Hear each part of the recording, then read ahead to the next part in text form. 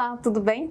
A gente está aqui hoje na nossa primeira entrevista da TV do Sindijus para entrevistar o professor Israel, para falar um pouquinho sobre a PEC 32, a reforma administrativa e todos os processos e os trâmites que têm ocorrido até então. Tudo bem, professor Israel? Tudo ótimo, fico feliz pelo convite. Professor, tem havido muitos trabalhos aí contra a PEC 32, que é a proposta que vem para fragilizar o serviço público. Você pode contar um pouquinho para a gente como é que tem se dado isso, como é que tem sido esse apoio das entidades junto à Frente Parlamentar Servir Brasil? Olha, antes mesmo do governo enviar a proposta no segundo semestre de 2020, nós já atuávamos contra a reforma administrativa que vinha sendo anunciada pelo governo. As entidades como o Sindijus têm nos apoiado muito, especialmente com estudos técnicos que embasam a nossa atuação no Congresso. Quando a PEC 32 finalmente foi enviada pelo governo, nós nos organizamos para participar das comissões que iam discutir o tema. Então, vários dos nossos deputados participaram da Comissão de Constituição e Justiça. Fizemos uma pressão sobre o relator naquela comissão, que era o deputado Darcy de Matos, para que ele retirasse alguns pontos escandalosos da PEC. As entidades que apoiam a frente, inclusive o Sindijus, se reuniram com o Darcy de Matos, colocaram a nossa posição. E por isso nós tivemos algumas vitórias importantes ainda na CCJ, né? Primeiro, que nós impedimos que os prefeitos, governadores e o presidente da República ganhassem superpoderes. Poder, por exemplo, para extinguir órgãos autárquicos e fundacionais. Você imagina que o IBAMA poderia ser extinto por um decreto presidencial. A gente não podia aceitar isso e o relator daquela época, o deputado Darcy de Matos, foi sensível. E tivemos alguns outros ganhos. Agora, na comissão especial, o relator é o deputado Arthur Maia, tem nos escutado, nós fizemos já 15 audiências públicas, as entidades participaram com os especialistas, o Sindijus enviou os especialistas, estudiosos sobre a administração pública, para falarem sobre o tema. O próprio presidente Costa esteve presente numa das audiências e agora nós estamos aguardando o relatório do deputado Arthur Maia, e esperamos que ele ouça a voz da razão, que ele ouça o que as entidades do serviço público disseram. A PEC 32, da maneira que veio do governo, é extremamente destrutiva, enfraquece o serviço público, retira a estabilidade de todos os servidores, e isso nos deixa muito preocupados, porque isso pode significar o enfraquecimento do serviço público, o enfraquecimento das equipes.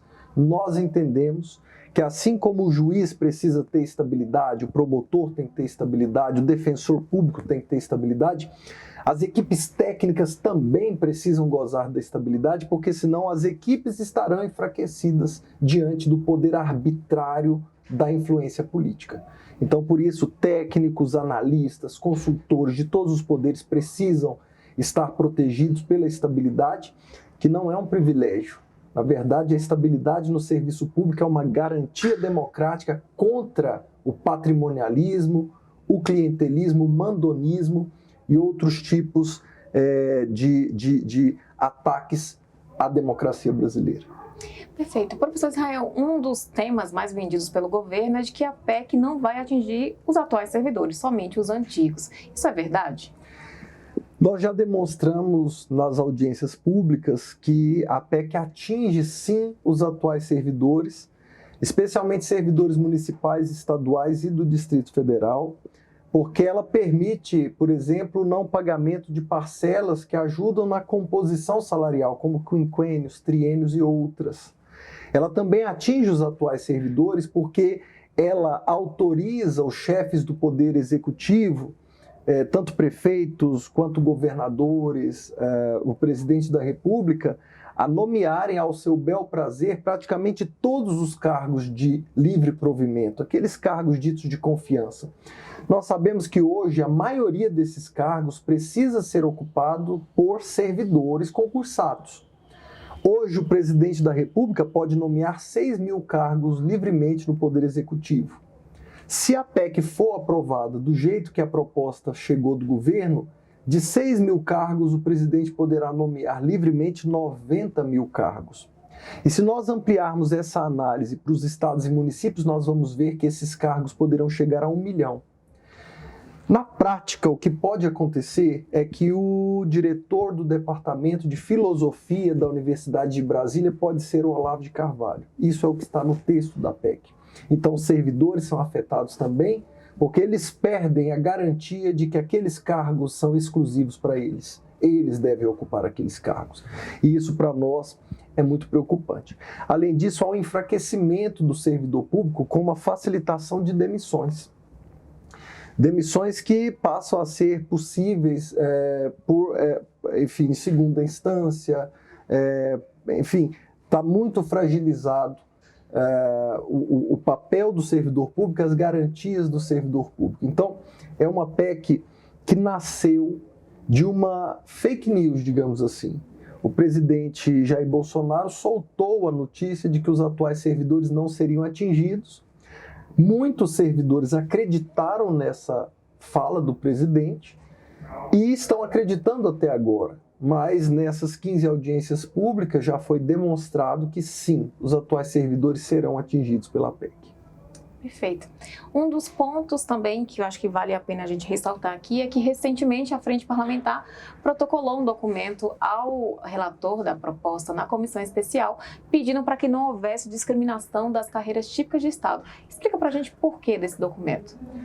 Porque ao discriminar as carreiras típicas de Estado nesse momento, ele cria um verdadeiro balcão de pressão política em que as categorias mais poderosas conseguem a nomenclatura de carreiras típicas de Estado, mas aquelas categorias que são muito importantes, mas que não têm a mesma força política, elas não conseguem. Então, nós tememos que se abra ali um espaço para o lobby inaceitável, um lobby não feito às claras, de pressão política sobre deputados e depois sobre senadores também. Na nossa opinião, esse debate não precisaria ser feito no momento em que se tenta retirar a estabilidade das equipes técnicas do serviço público.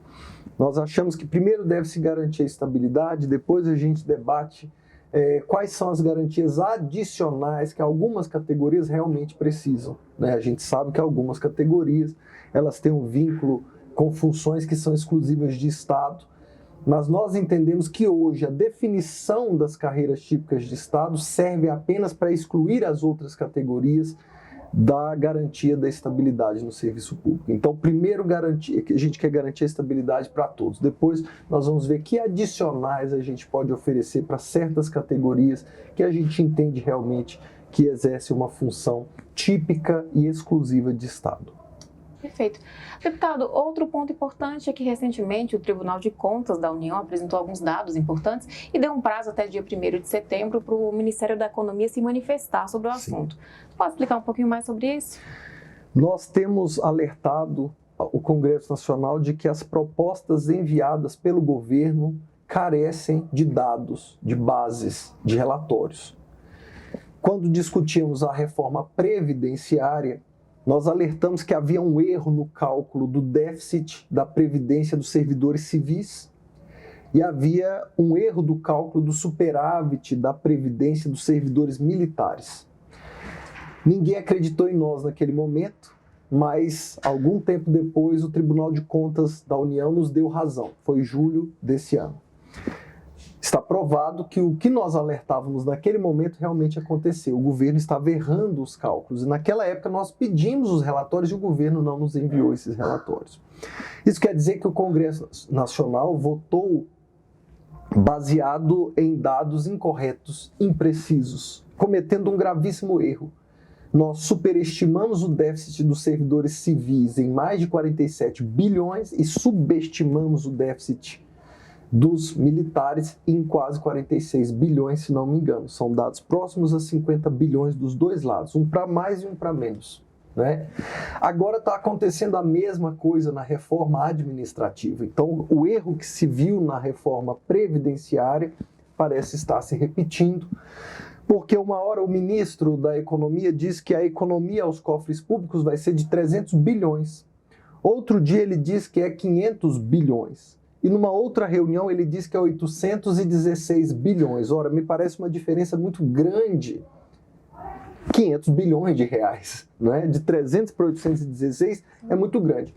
Isso nos fez desconfiar dos relatórios enviados pelo governo.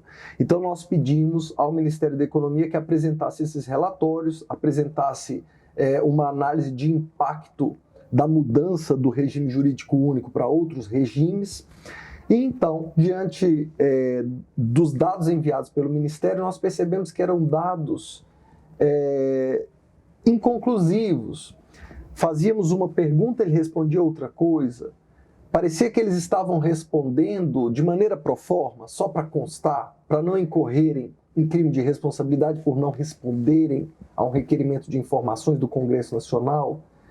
E isso fez com que a gente levasse o caso ao Tribunal de Contas da União. O ministro Raimundo Carreiro, então, apresentou o seu parecer dizendo que o Ministério da Economia e a Casa Civil devem apresentar os dados corretos até o dia 1º de setembro. Se eles não apresentarem, certamente o Tribunal de Contas da União vai dizer que os dados são insuficientes e assim nós vamos ter materialidade para entrar mais uma vez no Supremo Tribunal Federal pedindo a interrupção da tramitação da PEC 32 por inconstitucionalidade. A Constituição determina que uma emenda constitucional só pode tramitar no Congresso se ela estiver lastreada pelos relatórios, pelo impacto orçamentário, pelos diagnósticos de impacto da mudança na legislação. Perfeito, um passo importante. É um passo importante. Eu espero que no dia 1º de setembro a gente tenha aí a comprovação da nossa tese de que o governo não está levando a sério a transparência na hora de discutir a reforma administrativa. Perfeito. Outro ponto importante que eu acho que vale a pena ressaltar, o Sindijus tem feito diversas campanhas nas redes sociais, junto com a Frente Parlamentar, e também tem feito várias campanhas com outdoors nas ruas, frontlights, na rodoviária do Plano Piloto, e isso começou desde 2019, antes mesmo da PEC começar a tramitar no Congresso Nacional. Esse trabalho prévio que está se perdurando, que tem acontecido, é importante também para atuar no convencimento dos parlamentares e da sociedade? O trabalho é muito importante. Por quê? Porque nós estamos no Congresso Nacional sob um violento ataque do governo do presidente Bolsonaro. A bancada governista é uma bancada muito forte, muito aguerrida. O presidente tem vencido as votações com uma margem larga e é preciso que as entidades mobilizem as categorias. E essa mobilização pode ser feita pelas redes sociais, pode ser feita com carreatas, pode ser feita com outdoors. Para nós isso é muito importante. Além das entidades ajudarem a manter a estrutura da frente parlamentar, que é uma forma do servidor ter uma representação direta no Congresso Nacional, que vai se preocupar com os assuntos do serviço público, né? Com a garantia da oferta de um bom serviço público para a população. Da mesma forma que a gente precisa dessa estrutura, a gente também precisa da mobilização. Então eu fico muito satisfeito com a ação do Sindijus, que é uma ação provocativa, uma ação que chama à reflexão. E é muito importante que os servidores se mobilizem, estejam atentos, acompanhem as redes da Servir Brasil, @ServirBrasil, porque nós temos ali um trabalho, uma atuação intensa e fundamental para evitar um desmonte do serviço público brasileiro. Perfeito. Muitíssimo obrigada, professor. E essa foi a nossa primeira entrevista com o deputado professor Israel, que veio aqui para conversar exclusivamente com os nossos servidores, nossos filiados. Obrigada. Obrigado, gente. Um grande abraço.